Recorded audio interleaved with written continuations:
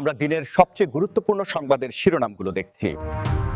শ্রীমঙ্গলে বাংলাদেশ ইসলামী ফ্রন্ট, যুব সেনা এবং ছাত্র সেনার উদ্যোগে পালিত হলো বদর দিবস ও এক আলোচনা সভা। এই উপলক্ষে আয়োজিত অনুষ্ঠানে প্রধান অতিথিরা উপস্থিত ছিলেন।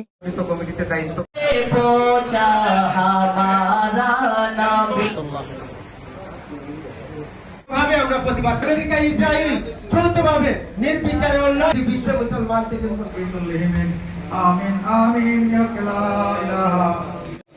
আমি বাংলাদেশ ইসলামী যুব সেনা শ্রীমঙ্গল উপজেলা শাখার নবনির্বাচিত কমিটির সকল সম্পাদক থেকে সদস্য পর্যন্ত সকলের যাদের নাম বল আপনারা মঞ্চের দিকে 25-27 সেশনের কমিটি ঘোষণা করছি। এটা হচ্ছে রাসূল আকরাম সাল্লাল্লাহু আলাইহি শান আজমত। সেই বদর দিবসে আল্লাহ পাক রব্বুল আলামিন প্রিয় নবী সাল্লাল্লাহু আলাইহি ওয়াসাল্লামের যে বিজয়, মহান বিজয়, বদরের সাহাবীদের যে শাহাদাত, প্রত্যেকের শাহাদাতের মর্যাদা যে আল্লাহ পাক রব্বুল আলামিন দিয়েছেন, তারই বরকত আসলের জন্য আমাদের আজকের উপস্থিতির একান্ত প্রয়োজন ছিল এবং এটা সার্থক বহন করবে। আল্লাহ পাক রব্বুল আলামিন যেন আমাদেরকে আজকের ইফতার মাহফিলে করবে বলে আমিন। ওয়া আখিরু দাওয়ানা আলহামদুলিল্লাহ। আসুন সবাই দাঁড়িয়ে নবীকে সালাম জানাই।